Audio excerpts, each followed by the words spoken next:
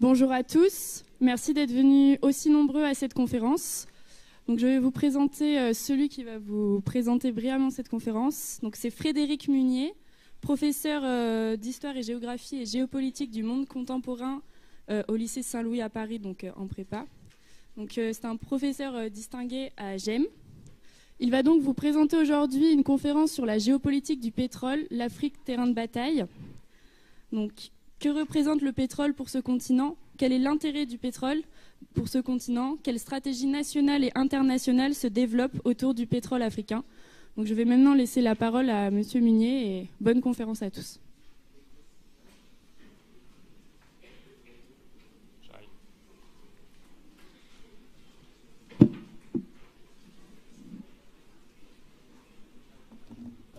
Bien, bonjour à tous, à toutes. Vous m'entendez? Oui. Alors c'est une conférence qui est fléchée essentiellement pour les étudiants de classe prépa. Je me réjouis d'en voir de tout âge. Il y a des Pentas, des Sexa, des Déca. Bonjour à toutes et à tous. Comme on vient de vous le dire, donc j'enseigne au lycée Saint-Louis à Paris. Alors si la conférence est fléchée prépa, c'est parce que tous les ans on essaie de faire un petit peu de méthodologie, surtout ceux qui parmi vous sont peut-être aux portes du concours. Donc très concrètement, je vais vous faire un plan en 3 parties, 3 sous-parties. Pour le reste, je prendrai un peu de liberté avec les méthodologies un peu classiques, c'est aussi une conférence. Voilà.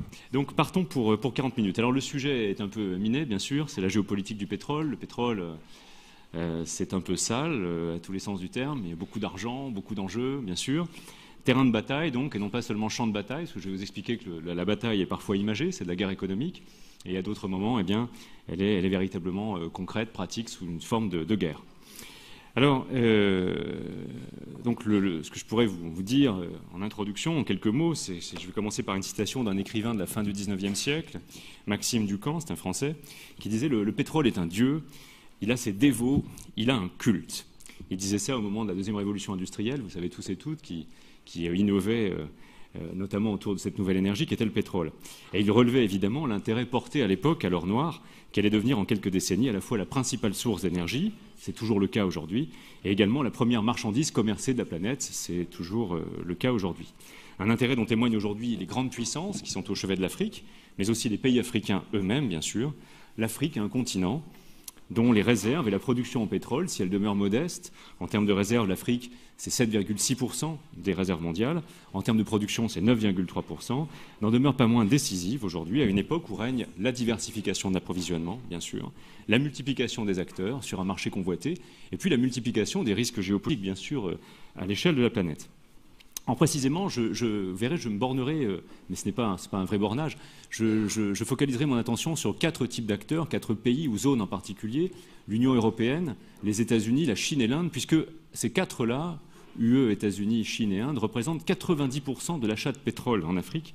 Et donc, observer leur comportement à ces États ou ces entités, à leurs entreprises, c'est au fond cerner la presque totalité du marché du pétrole en Afrique. Alors, évidemment, l'Afrique représente un intérêt géopolitique, géoéconomique tout à fait majeur. C'est un continent qui est en quelque sorte, et je commencerai par ça, un tard venu sur le marché du pétrole. Ça explique évidemment l'activisme des États extérieurs à l'Afrique sous forme de coopération, de soutien politique, militaire, jusqu'aux interventions armées qu'ils ont pu y mener. Et donc c'est bien pour notre discipline, puisque c'est une conférence histoire, géographie, géopolitique ici, c'est bien l'ensemble du spectre géopolitique que déploient ces puissances en Afrique. Et à vrai dire, dans certaines régions plus que d'autres, le Maghreb bien entendu, et le golfe de Guinée bien sûr, où se trouve l'essentiel des réserves. Je vous montrerai tout ça. À cet égard, eh bien, l'Afrique est devenue, en une quinzaine d'années, un véritable terrain de bataille. Vous verrez, entre entreprises des pays du Nord, entre entreprises africaines, entre États africains et entre États extérieurs à l'Afrique. Alors mon ambition sera précisément d'examiner avec vous les ressorts et les moyens stratégiques que déploient les grandes puissances en Afrique, dans une perspective d'appropriation et de sécurisation des ressources, mais aussi les stratégies des États africains pour transformer le pétrole en développement. On sait assez bien le transformer en croissance, en développement c'est plus compliqué bien sûr. Autrement dit, j'essaierai de cerner avec vous les contours d'un jeu d'influence sur l'Afrique comme terrain de bataille. Alors, puisque certains d'entre vous ont passé les concours, on savait que la première indication qu'on donne pour passer les concours, c'est quand on vous donne un sujet, il faut employer les mots du sujet. Ici, c'est le terme de terrain qui est important. Et donc, je verrai dans un premier temps avec vous, en grand 1, si vous voulez, vous avez le plan qui se déroulera successivement avec les documents, bien sûr, qui viendront. La géopolitique du pétrole africain, les éléments du terrain. Je vais planter le décor, en quelque sorte. C'est-à-dire quel terrain, quels acteurs, voilà, quel retardataire également. Alors, grand A d'abord, l'Afrique a un ancien venu dans le domaine du pétrole. Alors l'Afrique, ce n'est pas le Golfe Persique. Le Golfe Persique, où, par exemple, dès 1909, eh bien, le Royaume-Uni fondait l'Anglo-Persian Oil Company, c'est l'actuel BP, si vous voulez. Vous voyez, c'est une compagnie ancienne, elle a plus d'un siècle. Alors qu'en Afrique, au contraire, les premières découvertes de brut ont eu lieu dans les années 50, en Algérie, au Gabon, au Congo, en Angola, ou encore dans les années 60, au Nigeria et en Libye. C'est un acteur plus récent. De fait, l'exploitation du pétrole africain, elle aussi, est relativement récente par rapport aux autres grandes zones que sont les États-Unis ou la Russie. Je vous rappelle qu'en 1945, les États-Unis et la Russie sont les deux premiers producteurs et exportateurs de pétrole au monde. Ou encore le Moyen-Orient, le boom du Moyen-Orient. Le premier baril, c'est Ras Tanura en 1938, donc en Arabie Saoudite. Le boom de l'Arabie Saoudite, du Moyen-Orient, c'est les années 50. En effet, en Afrique, c'est plutôt le choc pétrolier de 1973 qui a fait de l'Afrique un continent exportateur, venant concurrencer dans une moindre mesure le Moyen-Orient, et ce n'est qu'à partir des années 80, par exemple, que débute l'exploitation pétrolière offshore. Et depuis une quinzaine d'années, eh bien, l'Afrique fait figure d'Eldorado, tant les découvertes sont importantes. Le Tchad est devenu producteur en 2003 avec le gisement de Doba, la Mauritanie en 2006 avec le gisement offshore de Chinguetti, le Ghana en 2012 avec le gisement offshore de Jubilé, nous y reviendrons, ou encore le Niger en 2011 avec le gisement d'Agadem. Alors voici les principales zones production pétrolière en Afrique. Vous avez une carte ici qui en fait concerne la totalité des ressources africaines. Le pétrole c'est en violet. Vous voyez très très nettement se distinguer deux zones. L'Afrique du Nord d'une part avec deux géants en termes de réserves ou de production qui sont la Libye. Alors la Libye et l'Algérie. La Libye, c'est le premier pays en termes de ressources, de réserves de pétrole en Afrique. Alors, évidemment, la production a beaucoup baissé, on y reviendra aussi depuis l'intervention militaire de 2011. Mais enfin, ça reste une gigantesque éponge à pétrole. Il y en a un tout petit peu en Tunisie, mais enfin, les deux grands pays d'Afrique du Nord sont la Libye et l'Algérie. Quant à l'autre zone, celle qu'on appelle parfois l'autre golfe, en comparaison au golfe Persique, c'est évidemment le golfe de Guinée, avec des pays relativement anciens, le Nigeria, le Cameroun, le Gabon, le Congo, par exemple, la République du Congo, et plus récemment, par exemple, la Guinée équatoriale ou le Ghana. Vous avez ici donc les grandes zones. Maintenant, je me suis amusé à faire un petit tableau pour vous montrer les principaux exportateurs. Voici un tableau qui compare les productions 2010, 2012, 2014. Vous voyez qu'il y a des géants incontestés sur le continent africain en termes d'exportation. Le Nigeria, par exemple, l'Angola, bien sûr, l'Algérie. Vous voyez, il y a un fait assez notable, c'est la Libye. Le choc de la guerre de 2011, l'intervention de 2011 en Libye, c'est aujourd'hui que la production libyenne a été divisée par 3, en quelque sorte, et qu'elle a de la peine à remonter, puisque vous savez que le continent, en ce moment, le pays est en pleine destruction. La Libye devient, comme la Somalie, un failed state, un État qui a échoué, bien sûr. Alors voilà un petit peu la situation. J'ai campé, vous voyez, dans cette première sous-partie, en quelque sorte, le décor. Qui sont les pays exportateurs? Où se situe le baril? Qui exporte? Et vous avez ici, donc, à peu près les grands pays exportateurs. Donc vous voyez, certains, la Tunisie, sont très modestes par rapport au Nigeria ou à l'Angola. Alors, si l'Afrique est un ancien nouveau venu, elle est un champ de pétrole modeste, bien sûr, mais stratégique. Alors pourquoi modeste? Parce que, vous le voyez ici, vous avez les réserves, c'est une statistique BP tout récente, de 2015. Vous avez les réserves estimées de pétrole. Alors vous voyez une chose, pour ceux qui ont fait quelques cours, vous savez qu'en 72, par exemple, le rapport Meadows alertait, halte à la croissance, on vous a sûrement expliqué ça en classe, et le rapport Meadows, qui était pourtant dirigé par M. Meadows, qui a travaillé au MIT, qui est un rapport édicté par des professeurs du MIT, estimé en 72 qu'il restait 30 ans de pétrole. Vous voyez, en fait, bien, la quantité de pétrole croît, elle augmente, puisque même si aujourd'hui on a atteint une courbe de Gauss et on découvre moins de pétrole nouveau qu'on en consomme par an, c'est un fait. En même temps, les réserves de pétrole, bien connues, ne cessent de croître, puisqu'on fait des découvertes, notamment offshore, bien sûr. On pourra y revenir, vous aurez peut-être des questions là-dessus.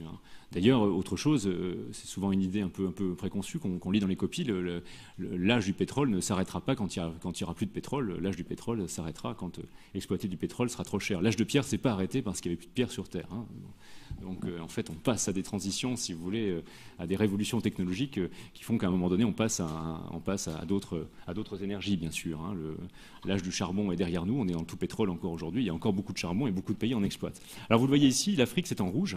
Vous verrez dans la statistique suivante, c'est en rouge également, donc retenez ça. Vous avez ici donc les productions d'Afrique, les réserves, excusez-moi. Donc vous voyez que l'Afrique, en termes de réserves, c'est un continent relativement modeste, si on compare par exemple au Moyen-Orient, avec 7,6% des ressources estimées en 2014, et je vous disais tout à l'heure en introduction, 9,3% de la production. Donc c'est pas, si vous voulez, un géant comme les pays du Moyen-Orient, bien sûr, même si vous le savez peut-être, le pays qui dispose de plus de ressources au monde, ce n'est pas l'Arabie Saoudite, c'est le Venezuela. Ce qui n'empêche pas, vous avez sûrement suivi l'actualité, dans une situation économique absolument catastrophique. On y reviendra plus tard. Dans ma dernière partie, c'est la question évidemment de la malédiction des matières premières. Donc, réserve et producteurs modestes. Néanmoins, si le poids de la production, si l'Afrique peut paraître un producteur secondaire, il n'en est pas moins devenu stratégique, puisque depuis 2010, un tiers des découvertes de nouveaux gisements, ont été faits en Afrique. Ce qui a fait dire au cabinet PwC, PricewaterhouseCoopers, qui est un cabinet d'études, d'audit, que le continent était devenu un acteur de stature mondiale. C'était un rapport PwC 2014.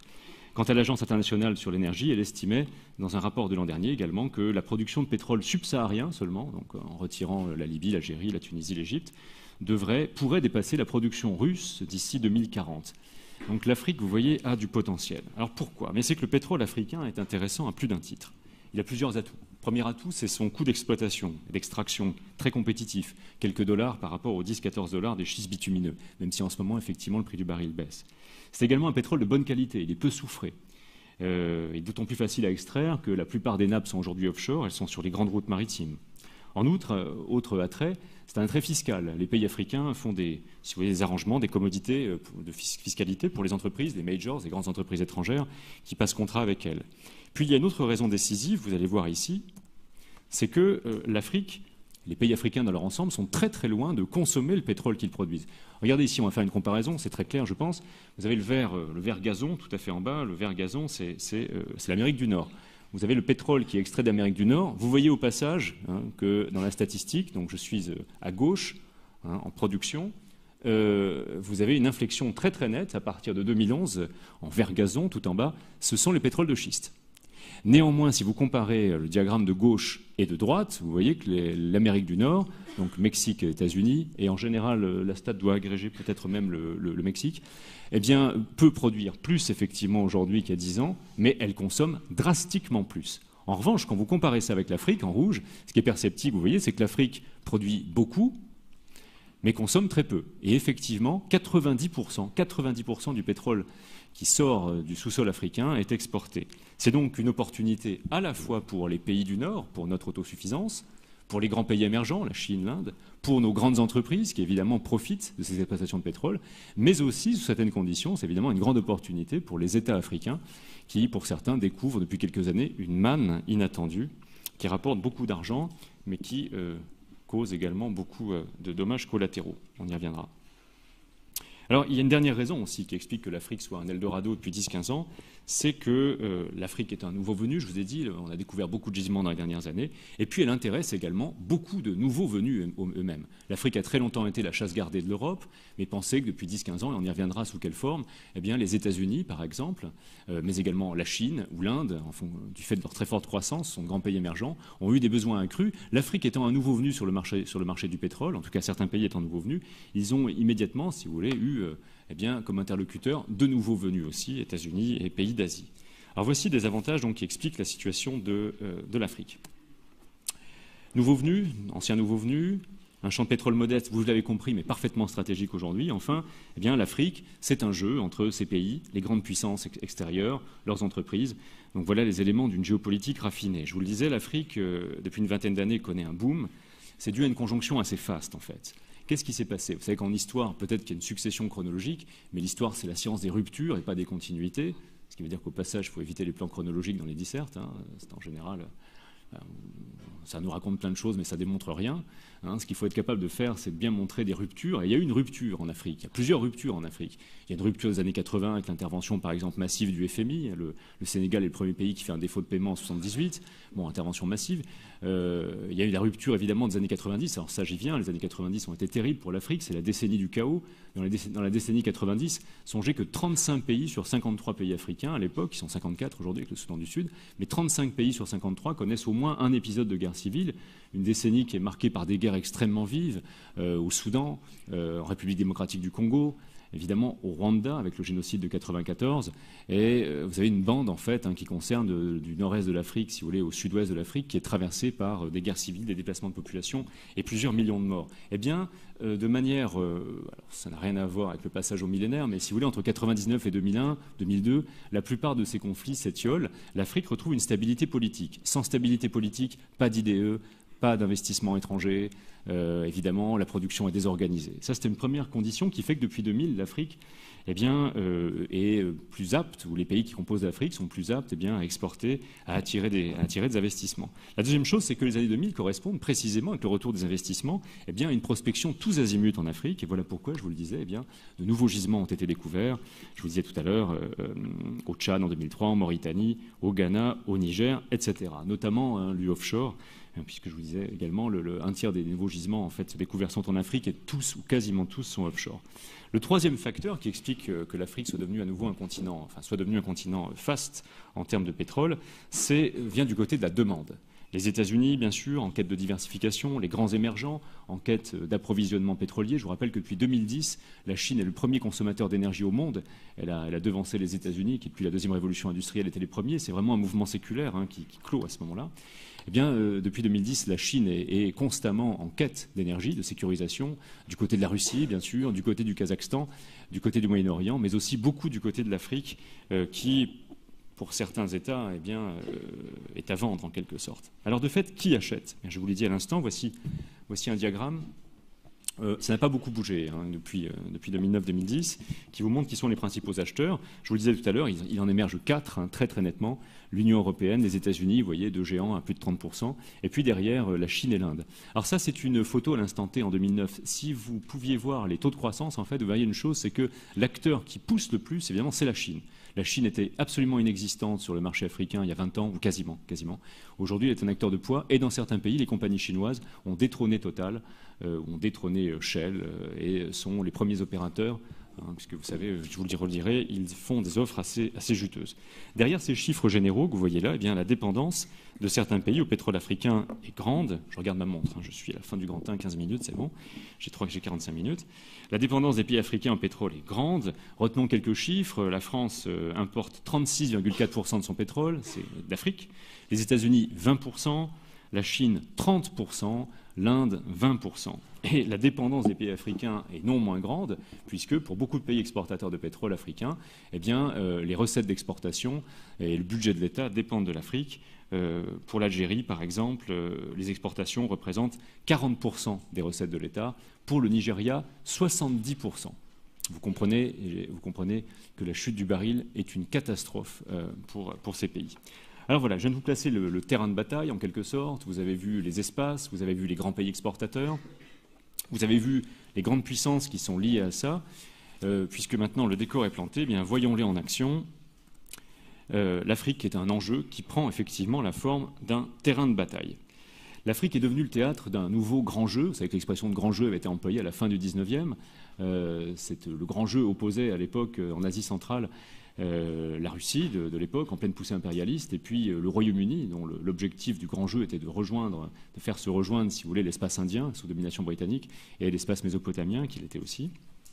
Et effectivement, il s'y joue aujourd'hui un impérialisme des ressources. Alors je vais d'abord vous expliquer que ce terrain de bataille, c'est une confrontation entre des grandes puissances extérieures, bien sûr.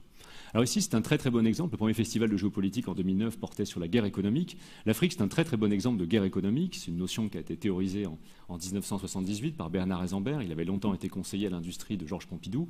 Et dans son livre, Le Troisième conflit mondial, Bernard Eisenberg montrait que les échanges internationaux, loin d'occasionner un doux commerce, comme le voulait Montesquieu et les classiques, l'idée des classiques étant assez simple, le commerce international, c'est de l'interdépendance, et l'interdépendance est donc profitable à la paix, en fait. Alors on a des études qui montrent tout l'inverse aujourd'hui. La mondialisation, au contraire, comme vous pouvez aller chercher les mêmes choses un peu partout sur la planète, vous pouvez très bien faire la guerre avec un pays et pour aller vous approvisionner dans ce qu'il vous aurait livré ailleurs, bien sûr. Mais Bernard Eisenberg a eu du nez, en quelque sorte, et dès 78, il nomme, on est en 78, on est au début quasiment de la mondialisation, il nomme, au fond, il dénomme, en tout cas, il voit derrière la mondialisation absolument pas, si vous voulez, un jeu pacifique de gagnant-gagnant, mais plutôt un jeu dans lequel il y a des gagnants et des perdants, pour une raison simple, alors le pétrole s'y prête, c'est que les ressources sont limitées. Et que si vous obtenez la mainmise sur un certain type de ressources limitées, eh bien c'est autant de ressources en moins pour les concurrents. Et ça prend bien effectivement de ce point de vue-là l'aspect d'une guerre qui n'est pas une bataille avec des armées, mais c'est une image, bien sûr, l'idée de guerre économique, dans laquelle les États sont des généraux, dans laquelle les entreprises, si vous voulez, sont les troupes, en quelque sorte, et dans laquelle, eh bien, le butin de guerre, ce sont, par exemple, les ressources. Et première d'entre elles, évidemment, le pétrole. Je vous rappelle simplement que, pour que vous compreniez ça, parce qu'on est bassiné par tous des discours sur la transition énergétique, etc., la part des énergies renouvelables en 1973, au niveau mondial, 11%, la part des énergies renouvelables en 2014, 11%. Alors, il y a des pays dans lesquels ça monte beaucoup, en Europe, mais dans le bilan mondial, ça n'a pas bougé. Le pétrole reste de très loin, encore aujourd'hui, la première des énergies, à peu près 30% qu'on consommait devant toutes les autres. Le pétrole reste donc un enjeu de première importance, d'où le titre du Grand 2, et un enjeu qui prend la forme d'un terrain. Alors, qui s'affronte sur ce terrain? Les grandes puissances, je vous disais. Je vais en détailler 3 pour vous montrer comment des grandes puissances peuvent s'affronter sur un terrain de lutte, ici un continent, en tout cas dans ces grands pays exportateurs.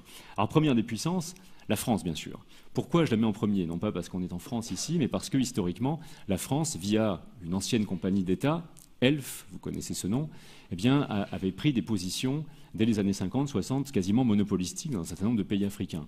Elf, c'est une compagnie qui avait été fondée en 1939, une compagnie de pétrole qui appartenait totalement à l'État. Vous savez que Elf a été absorbé en 2000 par Total. Donc Total a hérité complètement, si vous voulez, des positions de Elf en Afrique. Et Elf a très longtemps constitué l'un des piliers de ce qu'on appelle la France-Afrique, c'est-à-dire cette espèce de special relationship, si vous voulez, entre la France et ses anciennes colonies, la France-Afrique, qu'on symbolisait souvent par ces 3 E, Elf, Élysée, État-major. Ça fonctionnait un peu à 3 comme ça. 3 pays étaient les piliers de la France-Afrique, le Maroc d'une part, la Côte d'Ivoire d'autre part, et enfin le Gabon. Il va particulièrement nous intéresser puisque c'est le 5e producteur d'Afrique subsaharienne, le Gabon. Alors Elf, vous savez, c'est une entreprise qui avait la main mise sur l'Afrique, c'est pas moi qui le dis, c'est Loïc Le Floch-Prigent, qui a eu quelques pépins depuis.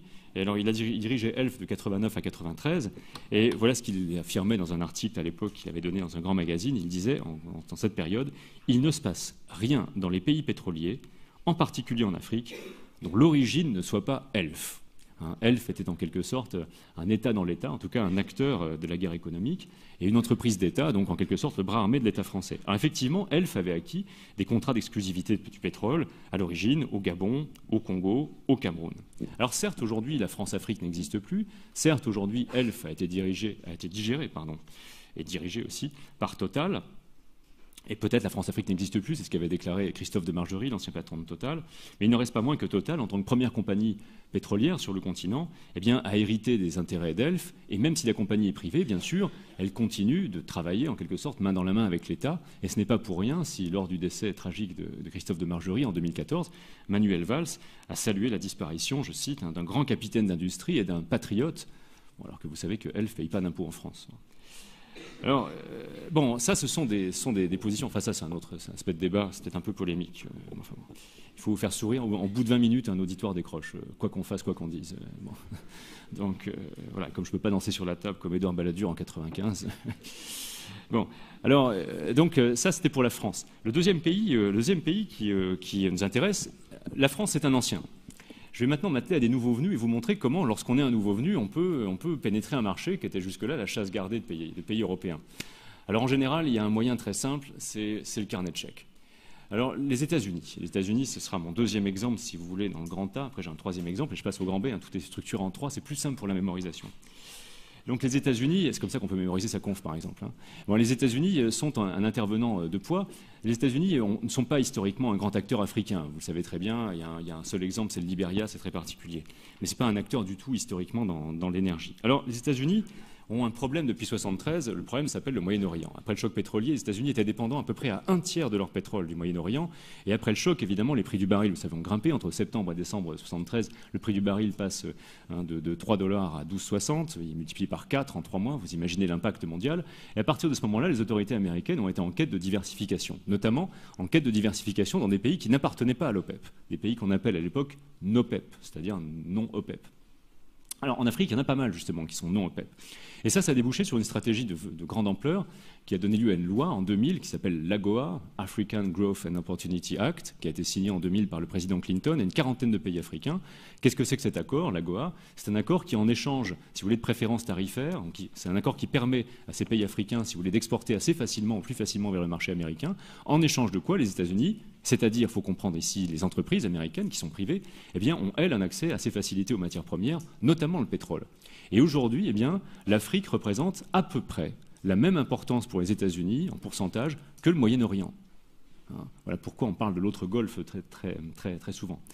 Alors, c'est tout à fait spectaculaire et sachez que l'AGOA a été renouvelée à l'été 2015 par le président Obama pour 10 ans. C'est un accord qui permet aux États-Unis de s'implanter et de bénéficier donc de facilités. Quant à la Chine, alors évidemment, la Chine, c'est sûrement le meilleur exemple. La Chine a développé, vous savez, une stratégie assez agressive en Afrique.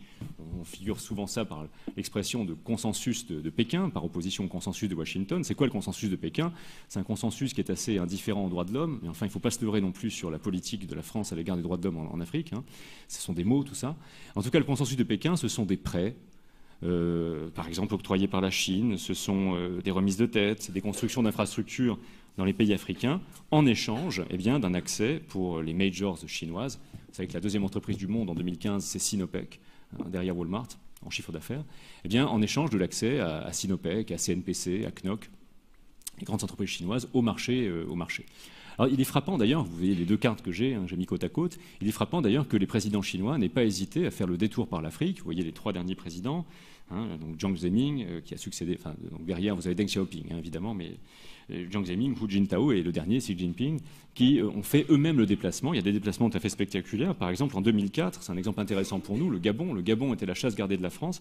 En 2004, le président Hu Jintao fait une visite au Gabon de plusieurs jours, dans laquelle il signe un gigantesque accord avec Omar Bongo, c'était le père d'Ali Bongo, c'était l'actuel président du Gabon, c'était l'actuel président du Gabon, oui. Et donc il signe un accord en 2004 qui octroie donc à Libreville, au Gabon, un prêt de plusieurs millions de dollars, la garantie également d'achat massif de pétrole gabonais, en échange de la prospection et de l'accès au pétrole gabonais. Et d'ailleurs, en 2009, Sinopec a acheté Adax, A2DAX. C'était un groupe indépendant qui opérait dans le pétrole au Gabon.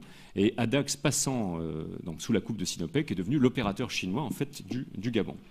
Donc vous le voyez, les pays, les grands pays, la France, les États-Unis, la Chine, se livrent à un jeu. Alors bien évidemment, lorsqu'on parle de pays, derrière eux, il y a les compagnies pétrolières. Derrière les États, les compagnies pétrolières. Ces compagnies peuvent être des compagnies d'État, c'est le cas de la Chine évidemment. Ces compagnies peuvent être privées, mais vous imaginez bien que les pouvoirs politiques entretiennent des liens extrêmement étroits avec leurs grandes compagnies privées, puisque ce sont elles qui assurent l'autosuffisance de nos marchés, bien sûr. Les besoins croissants de pétrole expliquent la présence de nombreuses compagnies en Afrique, étrangères. Pour ne prendre l'exemple que de l'Afrique subsaharienne, voici un tableau.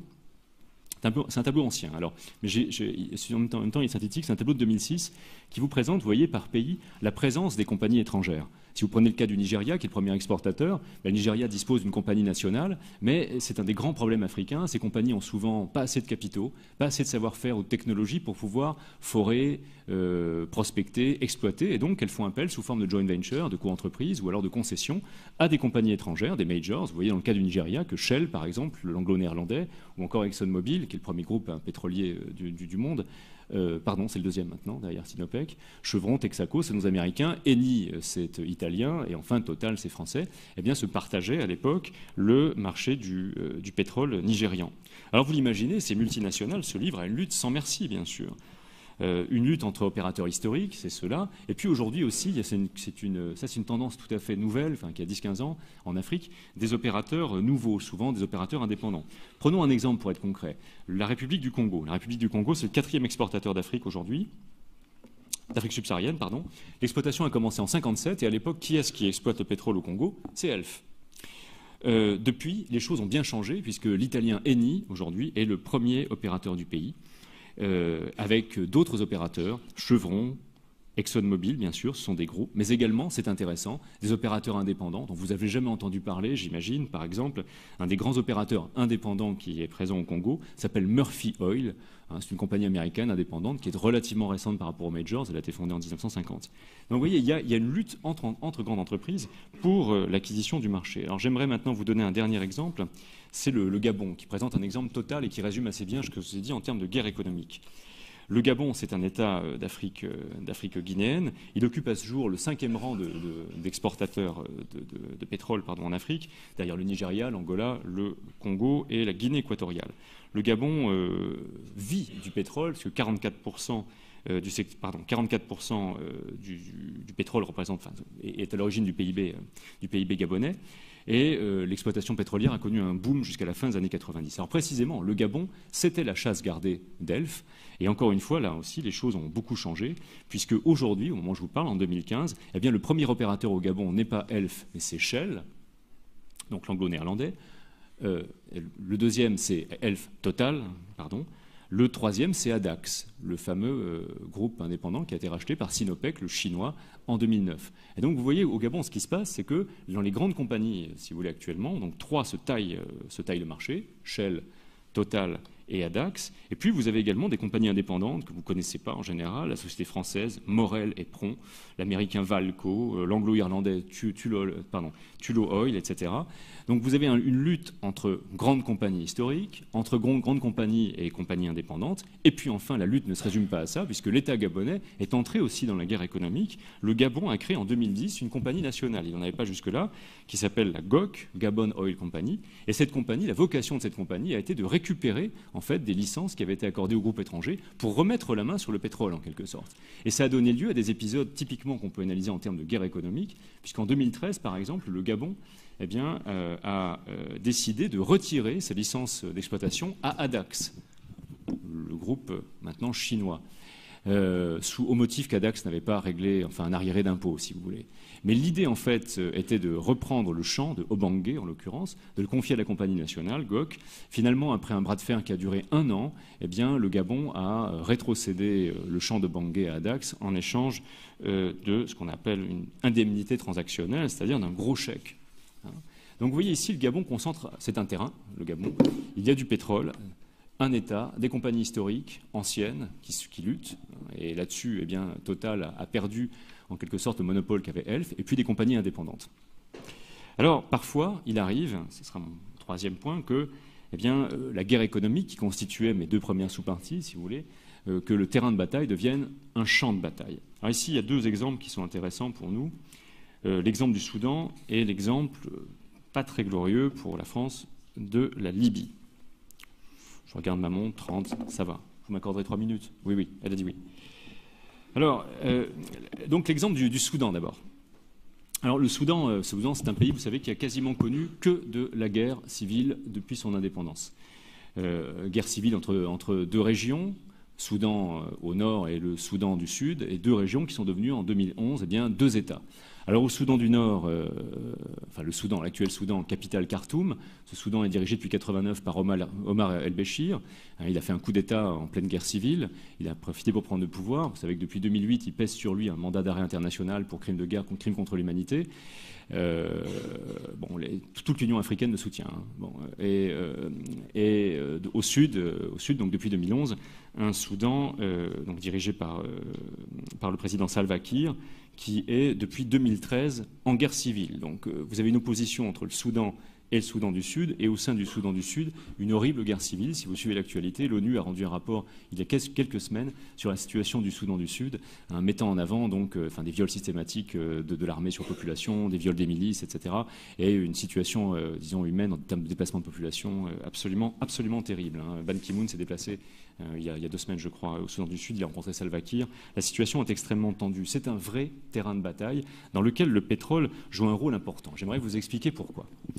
Alors, les premiers épisodes de guerre civile, dès les indépendances, à la fin des années 50, ont mis aux prises en fait 2 régions qui voulaient se séparer. Alors, ethniquement parlant, le nord est plutôt nilotique, arabe, si vous voulez. Le sud est plutôt, le nord est plutôt nilotique et musulman en tendance, et le sud est plutôt, si vous voulez, noir, chrétien et animiste. Ce sont les grandes tendances. Ça correspond tout de même à un partage, si vous voulez, ethnique. Vous savez que les colons, les Européens, lorsqu'ils ont colonisé l'Afrique, ont constitué une série d'États dont vous avez souvent déjà vu que la forme était quelque sorte des formes de dents, dans lesquelles ils associaient en fait des peuples arabes ou berbères et puis des peuples noirs dans le même État afin de diviser pour régner. Alors évidemment, ça a laissé après la colonisation une situation souvent extrêmement compliquée. Alors qu'est-ce qui s'est passé ? La guerre civile en fait entre ces deux Soudans a été renforcée à partir de 82 pour la raison suivante, c'est qu'on découvre en 80-81 des gisements de pétrole, vous le voyez, essentiellement dans le sud de ce qui est encore un pays uni. Et ces découvertes de pétrole ont attisé évidemment le séparatisme du Nord. Alors ça a provoqué une guerre extrêmement lourde.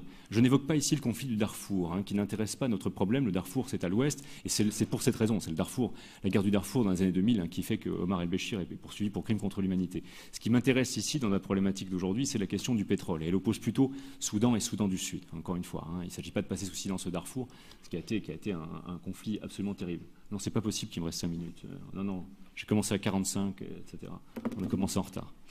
Alors, ce qui se passe là, si vous voulez, c'est que les Soudans n'arrivent pas à s'entendre aujourd'hui. Les Soudans n'arrivent pas à s'entendre aujourd'hui, et ça a donné lieu à quelque chose de terrible, c'est qu'en 2011, au moment même où le Soudan du Sud naît, eh bien, le Soudan du Nord a envahi un district, le district d'Abyei. Vous le voyez ici, c'est un district légèrement, qui est rectangulaire, aux deux Soudans, qui est un district bourré de pétrole. Et le Soudan du Nord, ne voulant pas laisser passer le pétrole, eh bien, il a installé son armée. Il devrait y avoir un référendum un jour pour la détermination de qui ça va aller. Alors les deux Soudans sont en opposition, bien sûr. Ça, c'est en quelque sorte le théâtre interne. Le Soudan du Sud possède à peu près 75% des ressources en pétrole. Toute la problématique géopolitique, et c'est là où l'analyse de terrain est intéressante, c'est que si le pétrole est au Soudan du Sud, le terminal pétrolier, lui, Port-Soudan, est au Soudan. Ce qui veut dire qu'il y a un passage sur le Soudan, ce qui veut dire que le Soudan du Nord, en quelque sorte, le Soudan, taxe le pétrole. Les deux États ont signé un accord en février 2016, sur les droits de taxation, mais la frontière a été rétablie il y a 2 jours. La situation est très compliquée. Mais ce que j'aimerais vous dire, c'est que vous savez qu'en géopolitique, on fait des analyses à plusieurs échelles. À l'échelle nationale, vous voyez très bien le problème. 2 États, la possession de pétrole au sud, le passage du pétrole au nord, et une mésentente radicale avec 50 ans de guerre civile. Et l'autre dimension, c'est que historiquement, en fait, la partition du Soudan en 2011 a été poussée par les États-Unis. Pourquoi ? Ben Laden a résidé au Soudan entre 91 et 96. Omar el-Béchir est perçu de Washington comme un élément, si vous voulez, extrêmement déstabilisateur dans la zone. Et les États-Unis ont tout fait pour affaiblir le Soudan. Ils ont poussé donc au séparatisme du Soudan du Sud. Tandis que la Chine, c'est là où le Soudan est une sorte de conflit périphérique, c'est une expression qu'on utilise pour la guerre froide, quand les deux grands s'opposaient. Et le Soudan, eh bien, c'est une zone où s'affrontent effectivement, indirectement, les États-Unis et la Chine. Les États-Unis qui espèrent pouvoir faire un jour tomber Omar el-Béchir, et ainsi pouvoir transformer Port-Soudan en un terminal pétrolier plutôt pro-américain. Et de l'autre côté, la Chine, qui a été le meilleur allié d'Omar el-Béchir. Dans les années 2000, la Chine a tout fait pour que l'ONU ne prenne pas des sanctions à l'encontre de ce dictateur. La Chine, qui a été obligée depuis 2011 à faire un drôle de jeu, c'est-à-dire continuer à soutenir Khartoum à cause des terminaux pétroliers, mais en même temps soutenir Djouba au sud, parce que c'est à Djouba que le pétrole est exploité. Donc vous voyez, c'est un terrain de guerre, à la fois de guerre économique entre États, mais de guerre réelle et absolument terrible entre deux jeunes États. L'exemple que, si j'avais le temps, donc j'aurais pu développer, ne me stressez pas comme ça, tout va bien. L'exemple que l'on pourrait développer, ce serait la Libye, mais donc je le réserverai aux questions. Voilà, on parlera de la Libye après. Alors, toute la question, évidemment, c'est que si l'Afrique était un champ de bataille, un enjeu, la question de savoir si ce champ de bataille pourrait devenir, ou ce terrain de bataille pourrait devenir un levier de développement. Levier de développement, c'est une expression qu'avait employée Christophe de Margerie, l'ancien PDG de Total. Il avait répondu à une question que lui avait posée le magazine Jeune Afrique en 2010 dans une interview. Il disait « Je suis triste pour les gens qui pensent qu'on est plus heureux sans pétrole. C'est tout simplement faux. Le pétrole est un levier de développement, avait-il dit. » Alors pourtant, vous le savez, vous avez tous vu ça en cours, en prépa ou en grande école ou dans la presse, etc. Ne me stressez pas. Ils sont terribles ici. Voilà, ça c'est les futurs hauts fonctionnaires. Ils se moquent de ce que vous dites. Ce qui compte, c'est le timing, le machin, etc. Voilà, bon, je suis pas El Khomri, moi, je sais ce que je dis. Bon, donc, non, mais c'est vrai. Alors, donc le Soudan, il y en a plusieurs qui m'avaient dit de ne pas dire des trucs comme ça avant, mais c'est trop tard. Alors, donc Marjorie disait que le pétrole peut être levier de développement. Alors vous savez tous, encore une fois, vous avez tous vu ça, que le pétrole, comme tant d'autres, d'ailleurs matières premières, eh bien, c'est souvent pour les pays qui en possèdent une malédiction. Vous connaissez tous l'expression de malédiction des matières premières, resource curse en anglais. C'est une expression qui a été posée par Richard Otti, c'est un universitaire américain en 90, hein, dans un livre où il analysait justement des études de cas précises sur des pays possédant beaucoup de matières premières et en montrant que les pays qui possédaient des matières premières et qui n'avaient pas connu d'industrialisation préalable, eh bien, en général, connaissaient un grand nombre de problèmes, inflation, manque d'investissement productif, économie de rente, souvent une corruption assez généralisée. Alors, qu'est-ce que pourrait être l'Afrique dans ces conditions ? Est-ce que l'Afrique peut, en quelque sorte, sortir de cette malédiction ? Alors, évidemment, je commencerai par ça, la malédiction des matières premières est frappante en Afrique. Vous avez tous quelques exemples, je vais en citer un qui est absolument frappant, c'est le Nigeria. Le Nigeria, c'est le premier exportateur de pétrole en Afrique. Le Nigeria a connu jusqu'aux dernières années une très forte croissance. Et pourtant, le Nigeria, c'est le 153e pays en indice de développement humain de la planète. C'est un des derniers de la planète. 60% de la population vit en dessous du seuil de pauvreté.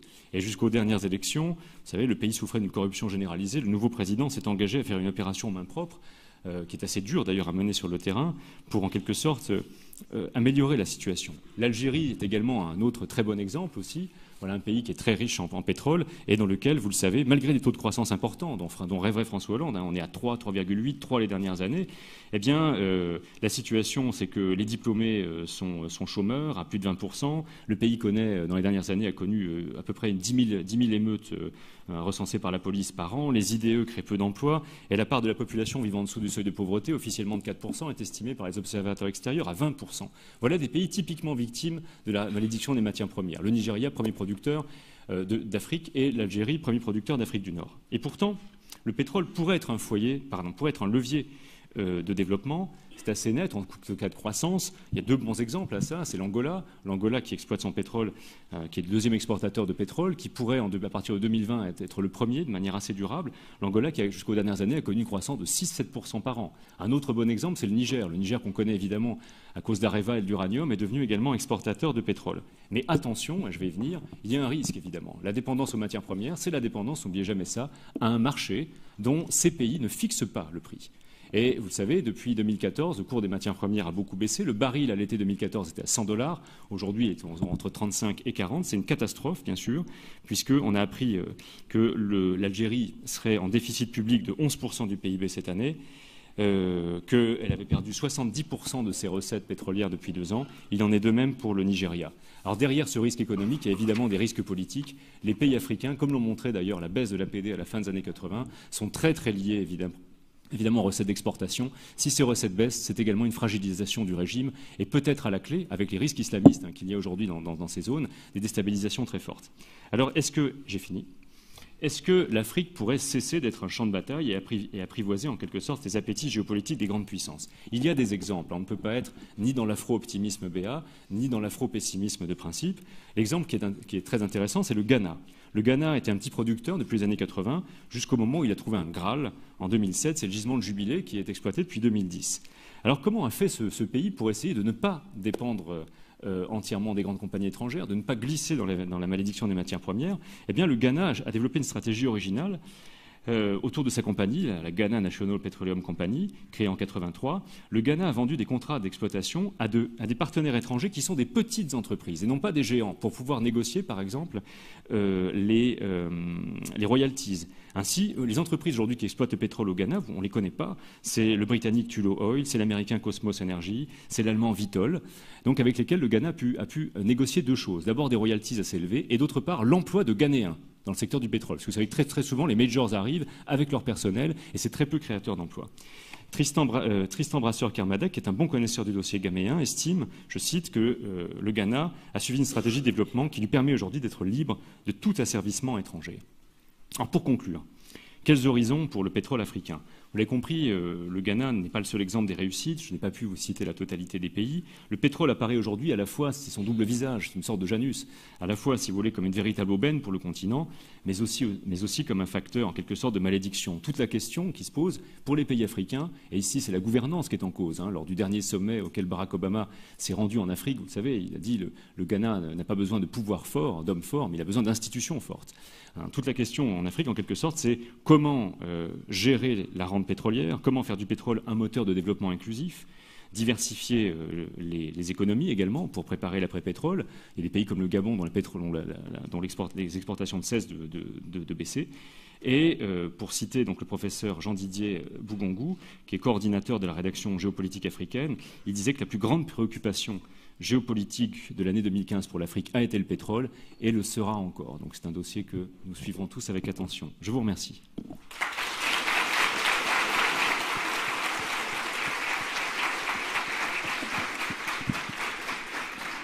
Et j'ai fait 43 minutes.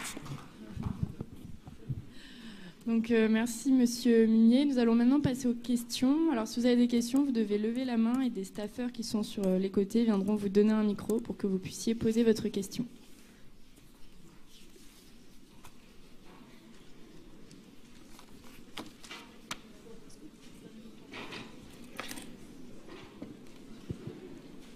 Un, deux. Bonjour Monsieur Munier. Je viens d'une école de commerce à Nantes et j'ai une question très simple. Est-ce que vous pouvez nous donner l'exemple de la Libye, s'il vous plaît? Bon.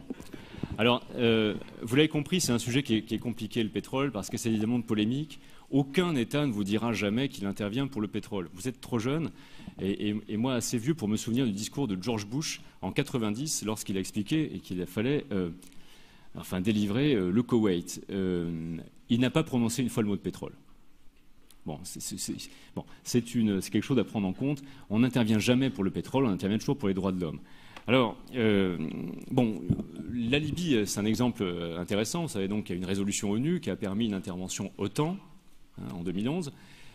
C'est un exemple intéressant militairement. C'est la première fois que les États-Unis testent leur stratégie de leading from behind, c'est-à-dire qu'ils ne sont pas intervenus sur le terrain. Ils ont bombardé à partir de bateaux, ils nous ont envoyé des drones, du satellite, etc. Mais les troupes qui étaient au sol, officiellement en tout cas, étaient franco-britanniques.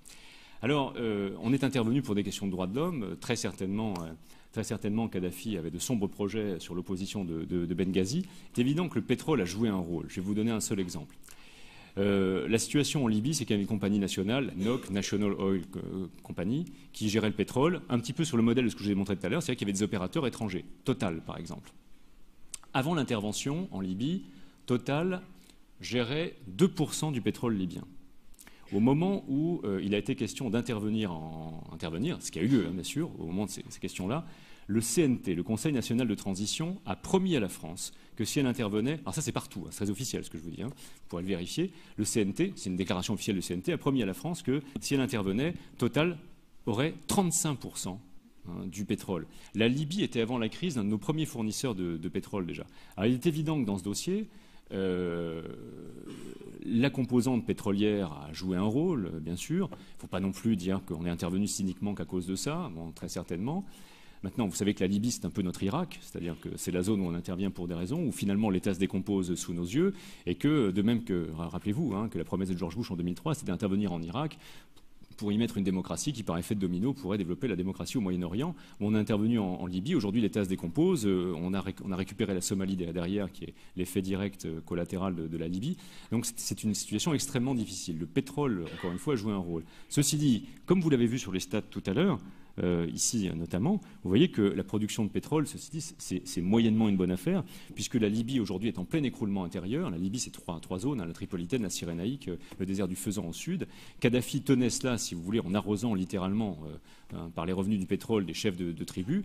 Kadhafi tombant, le pays est en pleine décomposition. Et de fait, la production pétrolière ne remonte pas. Il est très difficile d'investir aujourd'hui. Une des choses aussi qui fait que la France est un parti pétrolier très important là, c'est que vous entendez très peu parler du dossier libyen en France. On condamne assez peu, par exemple, les exactions qui ont lieu actuellement en Libye. On est tenu en partie par le pétrole. C'est une des composantes de notre diplomatie qui est une vraie diplomatie de réel politique. Voilà. Bonjour monsieur. Oui. Bonjour. Bonjour. Oui, bonjour monsieur. Donc tout à l'heure vous faisiez référence au Ghana, qui gérait bien... Où êtes-vous, pardon? Je suis là. Ah pardon, bonjour, pardon. Donc oui, tout à l'heure vous faisiez référence au Ghana qui gérait bien ses revenus pétroliers. Et je voulais savoir quels étaient les autres pays qui avaient une gestion semblable. Peu, va dire pas beaucoup. Et le Ghana est quasiment... En fait, le Ghana a pris l'exemple, non pas sur d'autres pays pétroliers, mais l'exemple du Ghana, je n'ai pas pu vous développer tout. Alors, je sais qu'au moment où je vous parle, ça vous paraît un terrible exemple, mais il y a encore un an, vous auriez trouvé ça fantastique, tous. C'est l'exemple de Petrobras au Brésil. Bon, ne me bombardez pas. C'est-à-dire que Petrobras également a joué dans ce jeu-là. C'est-à-dire que Petrobras n'a pas tout à fait la technologie pour exploiter des champs pétrolifères en eau profonde, par exemple. Il y a un gigantesque champ qui a été découvert à Libra au large du Brésil. Et donc, en fait, l'exemple du Ghana, c'est Petrobras, c'est-à-dire une compagnie nationale qui travaille de concert avec des grandes compagnies, avec des systèmes de concession assez avantageux, si vous voulez. Alors, pour l'instant, je sais qu'il y a des États comme le Congo qui essaient de faire ça. En tout cas, ce qui est sûr, c'est que la grande tendance des 10-15 dernières années pour les États pétroliers, c'est de moins dépendre de grandes compagnies historiques, de plus dépendre d'indépendants avec lesquels ils ont plus de latitude en termes de contrats. De toute façon, ce qui se passe aujourd'hui, et je n'ai pas voulu faire une conférence d'actualité, j'ai voulu vous donner un peu de champ historique, c'est que la situation est quand même dramatique. Pensez à ça, un baril à 35 $, quand vous avez estimé qu'au pire il tomberait à 50, c'est une catastrophe. D'ailleurs, la récession n'est pas seulement... Regardez ce qui se passe au niveau de la planète. Je veux dire, le FMI devrait normalement intervenir au Venezuela. Moins 10% de croissance en année, le Venezuela. Moins 10% annoncé. Souvenez-vous du Brésil qui était blindé contre la crise quand Dilma Rousseff est arrivé au pouvoir. C'est l'expression qu'elle a lancée. En 2010, le Brésil était à 7,5% de croissance. Il est en récession à moins 3,7 aujourd'hui. La Russie est en récession. Donc la situation aujourd'hui, vous voyez, en quelque sorte, c'est au-delà de cette diversification qui pourrait, disons, dans le temps long, être une arme pour les pays africains pour retrouver des marges, créer de l'emploi véritablement. La situation aujourd'hui d'urgence, c'est que face à un baril bas, c'est une débandade et un risque à la fois économique, bien sûr, mais également d'instabilité politique. Vous voyez.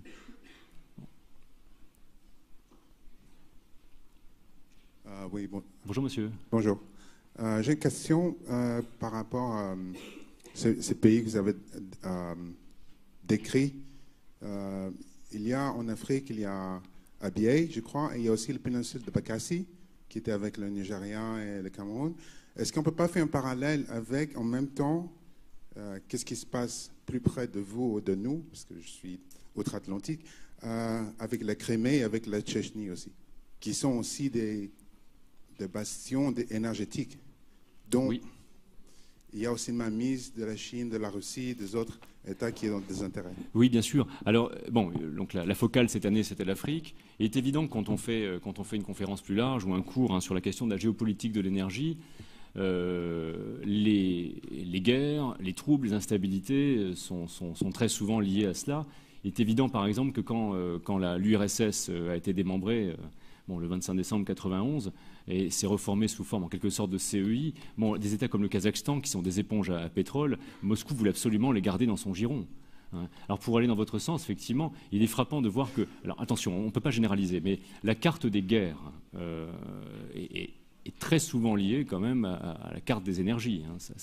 Ça, c'est assez frappant. On ne peut pas le généraliser encore une fois. Mais ce que vous dites, en tout cas pour la Crimée, peut-être moins, mais il est évident, je ne sais pas moi, qu'un certain nombre de guerres civiles ont été souvent alimentées en sous-main par les grandes puissances. Vous savez, alors là, encore une fois, là, pour aller dans votre sens, si j'avais fait un truc beaucoup plus général, j'aurais montré des cartes. Il y a des cartes qui sont très intéressantes à recouper. C'est les cartes de là où l'on produit de l'énergie et les cartes de là où on en consomme. Et vous savez que quasiment l'une est le négatif de l'autre. C'est-à-dire que les zones qui produisent au niveau de la planète sont des zones qui en consomment peu, souvent des zones peu développées. C'est un hasard en quelque sorte de la géologie, puisque le développement a commencé avant tout ça. Et les zones où on consomme, les pays de l'OCDE, plus ajoutés aux grands émergents, eh bien, sont ceux où il y en a moins. Alors la Chine, par exemple, aujourd'hui, mène un grand jeu à l'échelle de la planète, dans tous ces domaines-là. Alors en Afrique, bien sûr, au Moyen-Orient, et justement, un des pays, je vous en parlais à l'instant, c'est le Brésil. Vous savez que le premier partenaire économique du Brésil, aujourd'hui, c'est la Chine. La baisse de croissance chinoise explique très très largement la baisse de croissance aujourd'hui au Brésil. Et vous voyez que le pays, alors en plus, il y a une crise politique, mais voilà un pays, n'oubliez jamais que les démocraties en Amérique latine sont jeunes, elles ont 30 ans, elles datent du début des années 80 pour la plupart. On ne peut jamais on ne peut jamais négliger l'hypothèse d'une déstabilisation politique qui soit liée à des baisses de croissance consécutives à un marché de l'énergie aujourd'hui en difficulté. Voilà. Alors maintenant, évidemment, ces conférences sont difficiles à faire parce qu'aucun État ne va vous détailler ses stratégies en sous-main, les valises de billets qui font passer à des opposants, les calculs un peu sombres en espérant que l'opposition l'emporte sur, les promesses des uns et des autres, etc. Néanmoins, la problématique énergétique est très liée effectivement à une instabilité politique. Dernière question du coup. Bonjour. Bonjour. C'est la question de chaque année. Non. Votre dernière remarque me fait penser à une deuxième chose que je vais dire. Par rapport au jeu des cartes, on peut aussi superposer les cartes des matières premières dans le monde, des bases américaines et du terrorisme. Donc voilà, c'était juste un aparté. La remarque pour laquelle je voulais vous poser la remarque pour laquelle je voulais intervenir, mais sans vous poser de questions, c'est à propos de la Libye. Les gens qui veulent en savoir plus sur qu'est-ce qui a initié ou qu'est-ce qui a favorisé le fait que des États comme la France ou l'Angleterre se lancent dans l'aventure, vous allez voir un documentaire fait par un jeune journaliste d'investigation qui s'appelle Julien Tell, et le documentaire vidéo qu'on peut trouver partout s'appelle La guerre humanitaire. Allez voir La guerre humanitaire et vous saurez un peu mieux comment marchent les droits de l'homme dans le monde. Voilà. Merci. Voilà. Alors, c'est globalement vrai ce que vous dites sur les bases américaines. Il y a 730 bases américaines dans le monde à peu près. Alors c'est vrai qu'on peut superposer les bases américaines, les ressources, mais pas partout quand même. Regardez le Venezuela, qui est encore une fois la plus grande éponge à pétrole de la planète. Il n'y a pas de base américaine pour cause, vous l'imaginez. Il n'y en a pas en Russie non plus. Bon. Mais il est vrai que vous avez raison. En Afrique, par exemple, l'Afrique est le seul continent sur lequel les Américains ont installé des bases depuis les années 2000.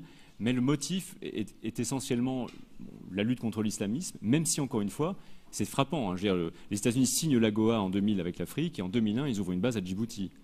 Donc il est évident que tout ça a partie liée, évidemment, avec les ressources aussi. Bien entendu. Je crois que nous sommes arrivés au temps, pour de vrai. Merci à tous d'être venus. Bonne fin de festival.